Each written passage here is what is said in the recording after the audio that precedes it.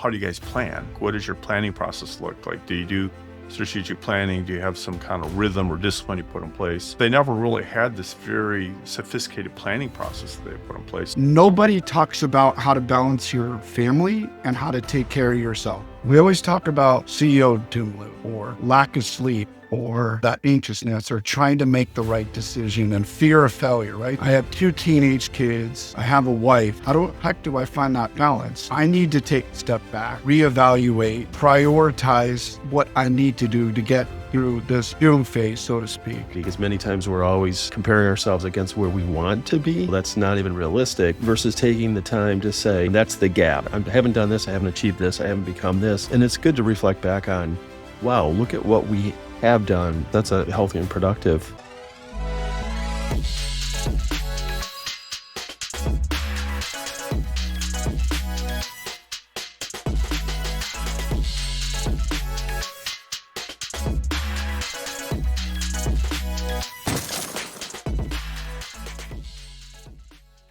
Welcome to the podcast, Escape the CEO Doom Loop, where we talk with real-world CEOs like Matt about the challenge of building a great business without losing your vision, energy, or sanity, or your family. I'm Glen, Dall, and today I'm joined by my co-host and fellow business coach, John Ninkovich. Please introduce our guest for today, Matt McDonell. Yeah, thanks, Glenn. So I'm pleased to introduce everybody to Matt McDonell. Matt is the CEO of MJS Packaging, client I've been working with for, 5 or 6 years now. Matt has been a CEO, grew up family business, so he went from running sales in the organization to the CEO role and still running sales. He's got a great background, great legacy of family business, and now he's got responsibility for continuing that legacy, which we talk about that a lot. But I'm happy to have Matt here to participate with us and talk about what it's like to be the CEO and how he continues to move forward in his journey about being a CEO and leading the family business. So Matt, thanks for spending some time with us this afternoon. We appreciate it. Thank you, John. Nice to meet you, Glenn. All right. Yeah, and really nice meeting you, Matt. Thank you for taking the time and for sharing. So why don't you start off just giving us an overview of MJS Packaging? What do you do?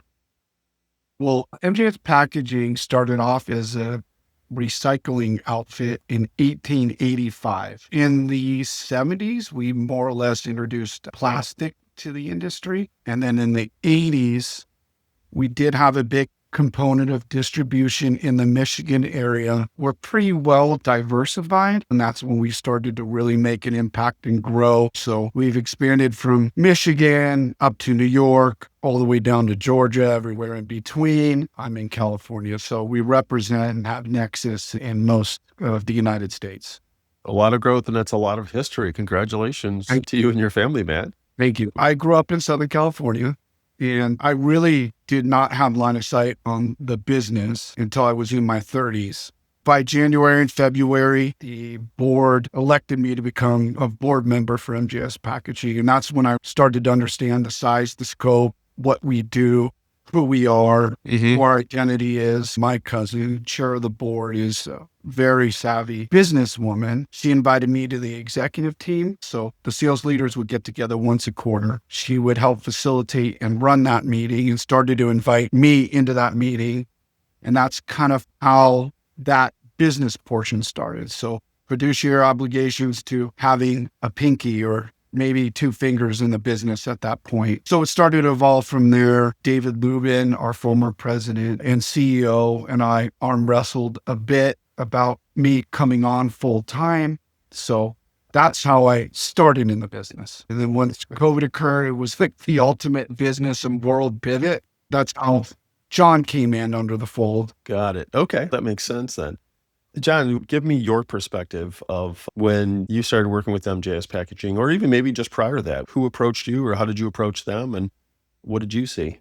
Yeah, it was interesting. So I got a referral from somebody that actually they had hired, MJS has been around for 135 years ago. They had hired their first HR leader. As Matt had mentioned, I met David Lubin for the first time. He said, we're a sales organization. So what is that? That was predominantly what the executive team was made up of, sales leadership across the different divisions. So you didn't see functional leadership there. But they had hired a functional leader to run HR. She had been at other places. And when she started talking about, how do you guys plan? What does your planning process look like? Do you do strategic planning? Do you have some kind of rhythm or discipline you put in place? And I think the answer was no. MJS has been around for a long time, really successful company, Yeah. and is growing, but they never really had this very sophisticated planning process that they put in place. Somebody would reach out to me. I get in touch with the HR leader who's not around any longer, but had a nice conversation with her. And she'd asked me to come in and meet with Matt, was virtual, with David Lubin, who was the president and CEO. We kind of talked about, let's come in and do like a half a day session or a day session. So they brought in 12 or 13 people, and we did like our first kind of kickoff of some form of planning for the organization, starting to put some goals in place, start to get a budgeting process in place, start to figure out where are we going to be in 3 years, like a lot of things that we do, Glenn. Where do we want to be in 3 years as a company? Where do we want to be in a year?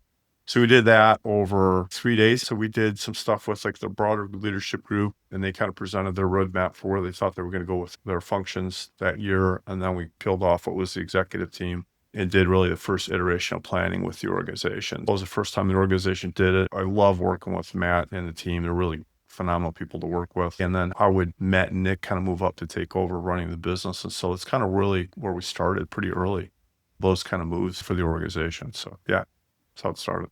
So Matt, what was your viewpoint at the time? It's COVID, or you're working through COVID, you're working with John, you've got this planning process, you're the CRO, and it becomes apparent that there's going to need to be a succession plan for the role of CEO. So what's in your head at that point? Great question. I never became the CRO to ask what's next. I have aspirations to be the CEO and wear that, on my shoulders. So at that point, once David adjusted that I think it's time to succeed, I have a strong relationship with Nick Harris, who's the president of our company. We challenge the heck out of each other. He's direct, he's strong, has impactful in our organization for a long time. So we felt that we could do this together. And as we want to grow, continue to grow, we need not only diversify our account base, but also our people. One of the big transitions, Glenn, that's interesting at this time when I started to work with these guys is that almost everybody's a working leader. So if you ran in the sales, business, so if you ran sales, you still had a book. So you were managing some business of your own. And that was really prevalent all over the organization. So I remember one of the first conversations we had in that kind of first meeting with the team is like, the organization has to start to reinvest in itself. And they have been very aggressive about distributing those returns to the shareholders. And Matt has responsibility for that. But one of the things that came out of that first planning session was, if we want to grow the company, we're going to have to invest in some roles that are non-revenue producing roles for the organization. We're going to have to add some overhead to the organization in order for us to build on that foundation to get to the next level of performance. And so I remember those conversations where Matt and Nick had to really think about, all right, how much are we going to ask for? What were the roles we're going to put in place? We have to present these to the board, and the board approves the budget, obviously, and says, yeah, this makes sense or not. So it was a really interesting time where for a long time, MJS had operated for the same way, like kind of bootstrap, really thin with leadership at the top and everybody's producing. And these guys had to make a really strategic decision, which is hard. And the company had been really successful for a long time doing it one way. And now say, okay, we have to evolve and be different. And I think they realized that. The first couple of conversations, and David was a big part of that too, but it was really David, Matt, and Nick were like, all right, we got to reinvest in the business. So going to the board, those are hard conversations because you're taking money that typically goes back into somebody's pocket for a distribution, saying, you know what, we're not going to distribute as much money this year.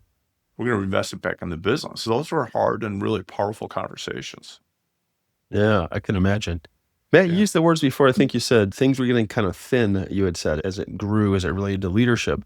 What were some of those signs? What were some of the pains that you and the other leaders saw that said, made you feel like, hey, we need to invest in more leadership talent? It's a great question. E-commerce, technology changes. We need to get more involved with data and analytics and making more decisions with data, culminated to what I discussed prior, which is we had one sales leader and a large sales force and inside sales force. So how do we get to that cadence and ability to really, mentor, coach, support the entire team, specifically with COVID? And now we're not at work, we're not being able to be physical. How do you maintain those touch points? How can you coach? Can you manage in a way we didn't have a lot of experience in doing? Oh, right. Here's another question for you, man. I'm really intrigued by this since you described your path of how you got to the CEO seat. Now, you've been CEO 3 years now, right? Roughly? Yes. What's your difference in the perception of being a CEO is like and that responsibility before you actually had that responsibility and then now that you've had? Yeah. Monumental difference. Yeah, it's a lot easier to That was a leading, that's a setup question. It is a wasn't leading question. find our, you know, to That's a softball. yeah, but the moment you embrace that, the focus is on Yeah. you, but not focus from an egotistical standpoint, but just the weight and pressure you put on yourself, wanting to succeed, wanting to do the best that you can do, since it is a legacy business and a family business. But what really struck me, and said this ad nauseum, is, you really need to get comfortable with the ambiguity, the impermanence of life, the unexpected, the fact that the only thing that doesn't change is change. There is change happening Yeah. all over the place, and things are thrown at you basically from a personnel needs to take a sabbatical or leave. Your main supplier was acquired by another supplier not as friendly with. You have bankruptcies. You have COVID. Now we're dealing with tariffs. So getting comfortable, or at least understanding that nothing's finite, it's dynamic, it's changing. You will have obstacles. That was probably the bigger eye opener for me. All right. Yeah, I can imagine.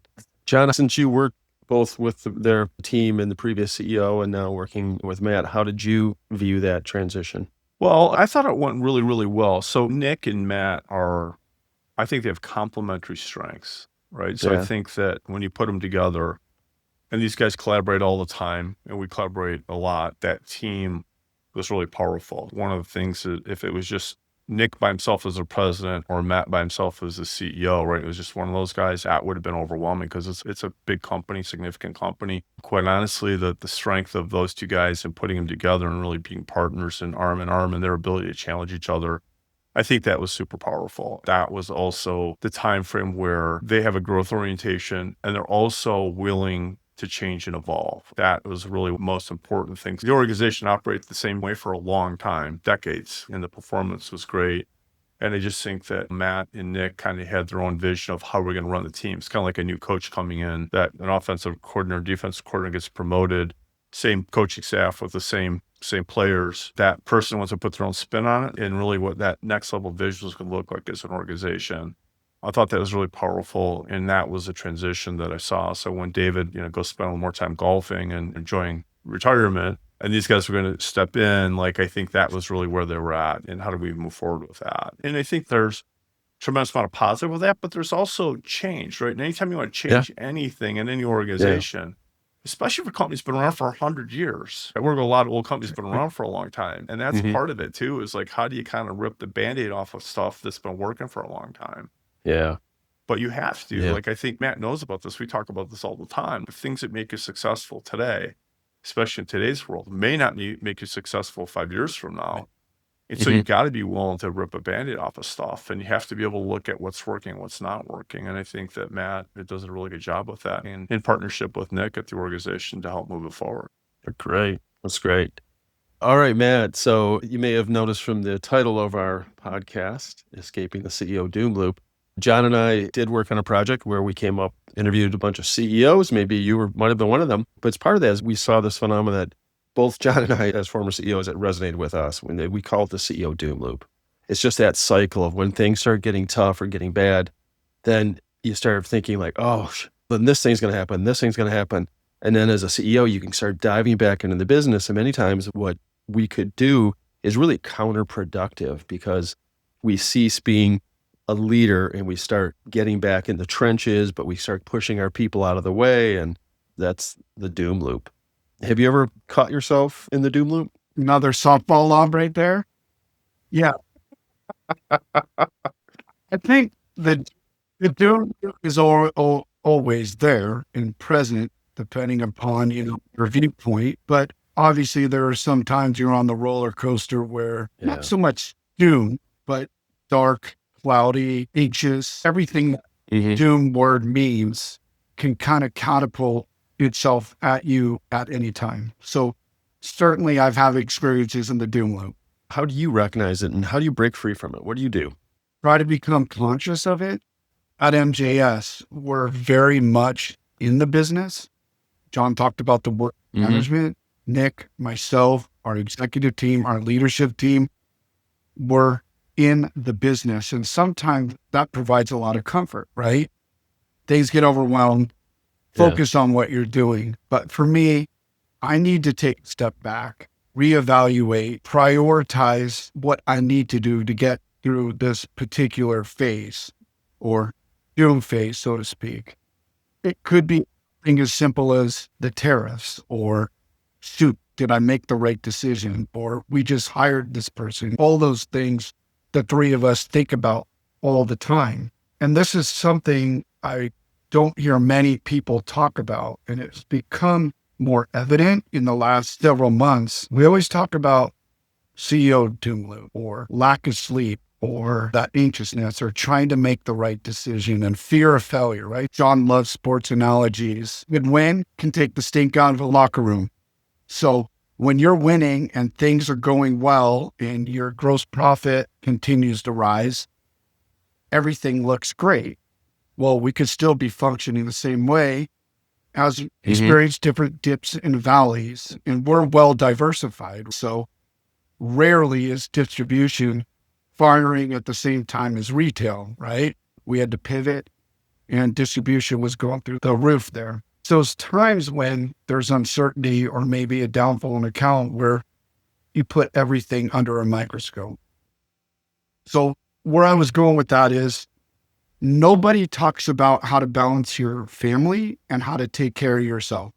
For me, it's Great point. evidence in the last few months that I have to exercise. Meditating is very important for me in my emotional, mental well-being. Obviously, exercise for physical, which also takes care of the emotional and mental.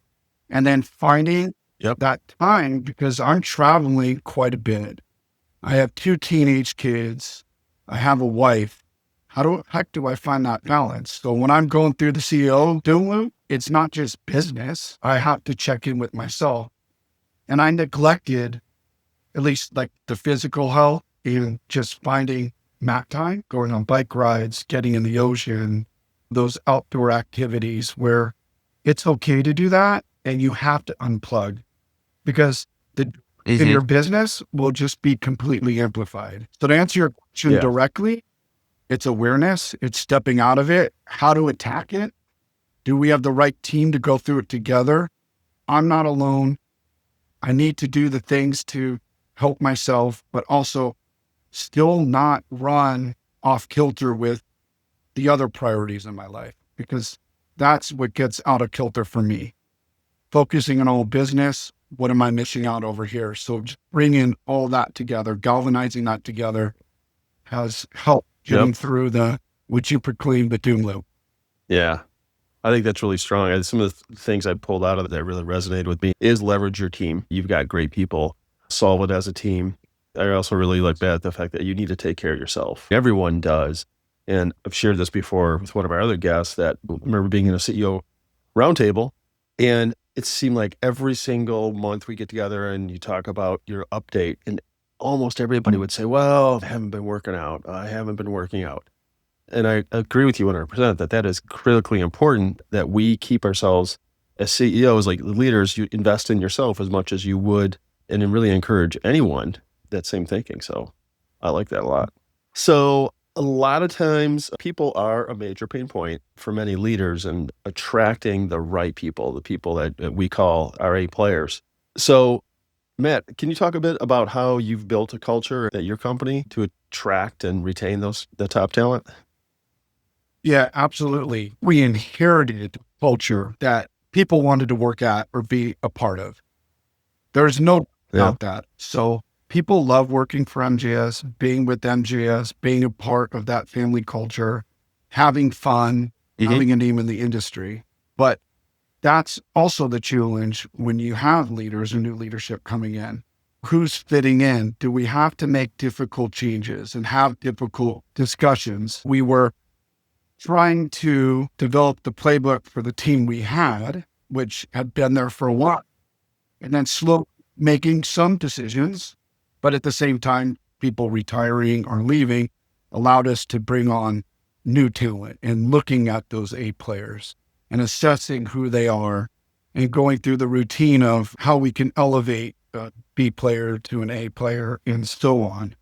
And for the most part, the A players want to stay. I think it's a little different now than, say, years ago, if they're being challenged and if they're being supportive and if they see MJS as a culture of a company that's growing, that's innovative. I do see us having some challenges retaining the A players just on the world we're in, and wasn't that long ago where it was common for somebody to stay at a company for 20 years. The remote world has changed a lot. So we need to put that recipe and secret sauce to work by retaining the A players, but also elevating the A players. It's a combination of those things. Yeah, that's good. John, how have you seen that evolve in the last 5+ years that you've been working with MJS and the team? So it's interesting. This is a company that's been around for a long time. And Matt had mentioned this earlier. Like, they never had a budget, right? So until we started working together, they never had an operating budget. They would track gross profit as their metric. Their key metric is gross profit. And so they do a really good job with that. It puts the technology in to track that really well, but an overall budget and then the accountability to the budget was relatively new. Clarity around roles in the business and accountability to roles in an organization that is really one of the best places to work. Everybody there are great people. They're great to interface with. But as you start to put accountability in place and start to hold people accountable to things, that was a bit of a challenge for the organization. From the top of the organization down, where how do we now put standards in place for how we operate versus just kind of rolling the ball out and saying, all right, everybody go play ball. And so what you get is kind of varying levels of varying action that people would take in order to perform. But there wasn't a tremendous amount of consistency. So we've been working on that for 5 years. And quite honestly, I don't think it's exactly where we want it to be, but we're making progress on that kind of stuff. So I think that was a big part of it. And I think there's also been in the last probably 6 to 12 months, the continued look at what does great look like in an organization. So like one of the things that we worked on with Matt and Nick and sales leadership was, as we think about adding high level talent into our sales organization, what do they really look like? So taking the time to create really clear scorecards with clear outcomes of what performance looks like. Where are those people going to come from? This may be different than the way we've been thinking about it today. So that was, I thought, really powerful because you look at talent, you got to have talent. And one of the things that I got Matt and Nick and the team to think about is that we should always be recruiting, especially for key roles that are revenue producing roles. We should be looking for that talent all the time. And so really, I would say that in the last 6 to 12 months, we've done a lot of work with kind of re-looking at, okay, when we look at, we want to add quality sales talent to the organization. What do those people look like? Where do they come from? What environments do they come from? How many years of experience? What demonstrated experience do they have? And then how would they fit into our role? And what are the expectations? So I think that's been, as you look at like the talent question, the A-player question, I think that's a big one. And I think that the organizations continue to refine and ratchet up how they approach that part of the business. Because as we know, it's everything. Yeah, absolutely. Who, then, how? We've been talking a lot about the importance of change, but how difficult change is. Can you share with us an example of a change? Either could be a critical hire, someone you brought on board, or a decision that you and Nick have made, something you've implemented over the last few years that you feel has changed the trajectory of the business? Absolutely. I alluded to something that I think started to set us in the right direction. And that was those pre-COVID planning sessions and the sessions that John alluded to when he started. Can we become a better organization? And it was CRO, retail division, and then breaking the distribution in the East and West. And that provided more management. What that did for us was provide those one-on-one touch points, those weekly meetings, those monthly meetings in a structured way. As things and events occur, we needed to get to the point where we were working in a structured environment on, hey, what's working? What do you need help with? All those sort of meetings and coaching and mentoring abilities. We didn't have that before. We were more reactionary. Call me if you need me. And we were able to do that by looking at our business from East to West and providing that support. Our strategic view of the company changed. We find ourselves as leaders being in the business. Let's get out. Let's revisit our strategy. Let's make sure our vision is intact. Work on the business from that vantage point. Just develop that support, help nourish that culture. Diversifying sales in our overall business led to more flexibility and efficiencies. One of the other key things, Glenn, just to add on that a little bit in the last 3-4 years is actually part of the metronomics framework is obviously understanding your core customer. And so we've been through several iterations over the last 3 or 4 years for really understanding who the core customer is divisionally. Because what tends to happen, and this is true of every organization, this isn't really even tied to MJS, is that salespeople will go sell what's the easiest thing to sell versus what's the best thing for our organization, right? So you constantly see this fight between sales and operations in every environment. So we're trying to eliminate the unproductive water, right? I'm a fisherman. When you go fishing, I want to identify where's the structure, where the fish at, and I want to eliminate all the unproductive water. And we'll go just to those opportunities. Well, that's part of what we've been trying to put in the organization. The other part of it too is that the organization never had that in place. So it was really like salespeople would go out and they would go call on whoever they want to call. And so putting that structure in place and saying, okay, here's who we want to call. Here's who we want to call in the territory. Here's the things we say to them, all that structure. That's a huge change for an organization. Never had that stuff in place. So working through that, and some people say, yeah, I get it, I understand it. And some will say, well, you got to prove it to me. And others will say, oh, I'm going to dig my heels in. I'm not doing that, right? That's part of what Matt and the team has had to work through also, is that how do we really know who our core customers are and put data to it so it tells a great story? But then how do we get the people to change and evolve and buy into that? And that's hard. I figured that would come up sooner than later, what we call core customer work. John articulated it well. It's not just salespeople want to sell what's easy. They want to sell everything. They really want to sell everything. I get it. I was the same way. Competitive, ferocious. Don't tell me I can't sell that. And I just want to add that it's not only easy, it's selling everything to everybody, understanding where we really win, play well, and then what can become repeatable. In our business, retail side, not so much. Distribution side, there can be some really long sales cycles. We just talked about a project that won an Expo award. We won a pretty prestigious award. And right before this, we were having an all-team meeting describing what took place with that particular bottle. It was a spirits bottle. It was a custom bottle. It started in February of 2024. It started shipping in February of 2025. So not only are we in these predictive sales cycles of trying to sell everybody everything, but they could take a year, they could take 2 years. It's not a widget and wadget business like it is on the retail side and just ordering ahead, since it's really more of a fashion forward industry, but there's a lot to unpack and look at. And we were an organization that would sell anything to anybody, no matter the amount of time, whenever, whomever, to becoming more strategic, like John described. Yeah, and I love that you said that, 'cause that is being strategic. It's what to do and what not to do. So the 3 years now that you've been CEO of MJS, how have you seen your role evolve and how have you evolved? It's a great question.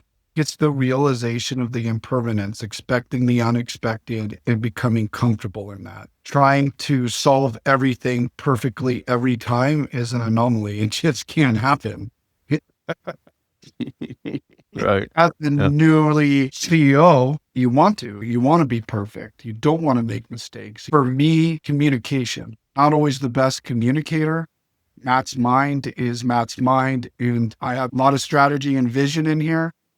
I need to learn how to articulate that to the team and articulate that to the team concisely. I would say also the remote world, when you're in one building all the time or physically in front of people, there's more synergy. It's easier to get your message across. So I've had to learn how to be a remote CEO. We're only in the office 2 days a week. So how are you able to be a leader, either looking at somebody's face where I'm much more comfortable or persuasive, but it was a talent to learn how to be Yeah. comfortable in a virtual world. So that changed. I also alluded to finding more balance. I got out of whack and balance at the beginning because I was giving everything or most things to the business. And we talked about my health and also just being more conscious with my family. That doesn't mean that I have to be in front of them. I could FaceTime when on the road or send them text. That's been the evolution of CEO from 3 years ago to now. I hope it's somewhat profound and I hope I'm articulating it well and there's some clarity behind it, because it's rare that I put myself back 3 years ago, let alone 5 years ago, and who I was and how I was leading and what I was doing versus now. But a lot of events occurred within those 3 years. It's good because this concept of the gap and the gain, because many times we're always comparing ourselves against where we want to be, which could be an ideal that's not even realistic, versus taking the time to say, that's the gap. I haven't done this. I haven't achieved this. I haven't become this. And it's good to reflect back on, wow, look at what we have done, or look at what I have done, or how I've grown, or we've grown. That's a healthy and productive. John, as the coach from the sidelines, how have you seen Matt evolve in his role as CEO?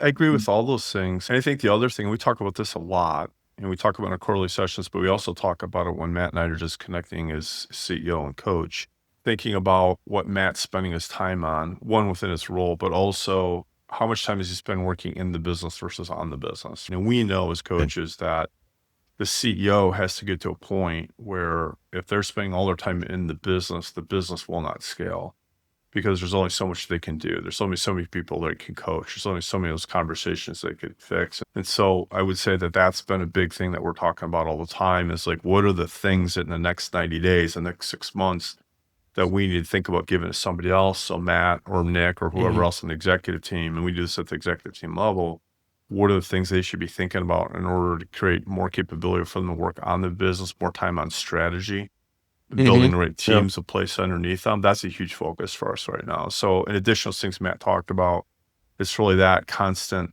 discipline around, okay, what do we got to take off your plate so you can spend more time working on the business versus in the business. Right. And there's another point too, and this can go back, stuff it under the doom loop category, or evolving as a CEO. As a CEO and leader, I don't want to be cheesy or cliche, but it can get lonely. You're not talking to other CEO or leaders in your industry. We do at times. Last event that I just described, your competitors are going through the same thing, but you can't communicate what you want to because it's a conflict of interest, or even with your suppliers. So when we have some sessions one-on-one, it's nice to talk to another leader or a sounding board, because we have an executive team. Nick and I talk regularly at all hours of the night. It's like you've become a salesperson or sales leader, which is very energetic and forthcoming in everything you do. Maybe we're oversharing to a CEO where you have to hold back, but at the same time, you can't communicate everything to everybody, and that can get lonely. I think John and I, we've talked about that before, and I agree with you 100%, Matt. I didn't have a coach as a CEO, and that was a mistake in hindsight, because I would have these conversations with the wrong people, with board members or with my employees, but needed to talk about them, and having other CEOs, or really importantly, I think having a coach, someone who can hold a mirror up to us.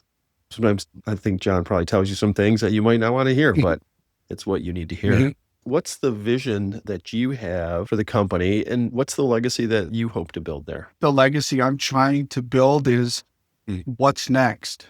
Who is it? I don't want to hold on to this. I want to be able to see it explode with other leaders. We talk succession. I'm 51 years old. Nick is 50. Our executive team, same age group. How do we connect to the other generations? How do we build that with? How do we build that infrastructure? All the work we're doing now is, how can we bring on another company to become MJSers, to have that family-oriented culture, but with the accountability and expectation measures? So that's kind of where I see us in the future. And then ultimately, when I'm sitting in my rocking chair and it has better leadership than it's ever had in its existence. So that's my future fantasy for the company. All right. Thanks for sharing that, Matt. So, Matt, if you were writing the CEO playbook, what are 3 things that you would want to tell other CEOs that you think every CEO should be doing? Surround yourself with exceptional people and exceptional leaders, Yeah. not only within the company, outside the company. We just talked about coaching, mentors, people in the industry. Allow yourself and themselves to be vulnerable around you. Every company struggles with that. We still work to ensure there's alignment with the team. So surround yourself with those exceptional leaders. Leadership should be accessible. You should be an accessible leader. It's having that agile, we call it agile response or agility. We don't want to retreat from our customer supply base because we're in these new roles. Be the leader by example. We should be helping coach. We should be fielding all questions for the team. We should be able to walk in our warehouse and be comfortable and have the warehouse employee be comfortable of telling us we're falling short or where we can improve. And then it's been a common theme is like, don't lose yourself. Don't lose your health. You have to find that balance or you won't be a CEO for long. You'll either burn out, have an event, and the stress will get to you. And if stress gets to you or you fall in that doom loop, you won't be a great leader. Again, surround yourself with people, be accessible. Yeah. Don't lose yourself. Focus on your other priorities outside of the business. Those are all great. Thanks, Matt. That's Perfect. Great answers. Yeah. Very good. John, is there anything from a summation standpoint you wanted to share about working with Matt or his team at MJS? So, Matt, thanks for participating in our podcast today. It's awesome to spend a little time with you reflecting on kind of our journey together, your journey as a CEO, working with the organization and the progress the organization has made. I think Glen brings up a good point. It's progress over perfection. I know that's one of the things that we're constantly working on. Is how do we get better as an organization? Sometimes it doesn't go as fast as we want it to, but it's like continuing to stay disciplined. I think that's really essential. And I know you're committed to that. I'm excited about continuing the journey with MGS. I just think your opportunities are endless with your organization, with the people you'll have in it, the opportunity to work with your clients and grow your client base and also grow through acquisition. I'm excited about what the future is for the organization. So thanks for participating, taking the time, because I know you're a busy guy and a lot going on. So we appreciate it a lot. Appreciate you sharing with us, being vulnerable.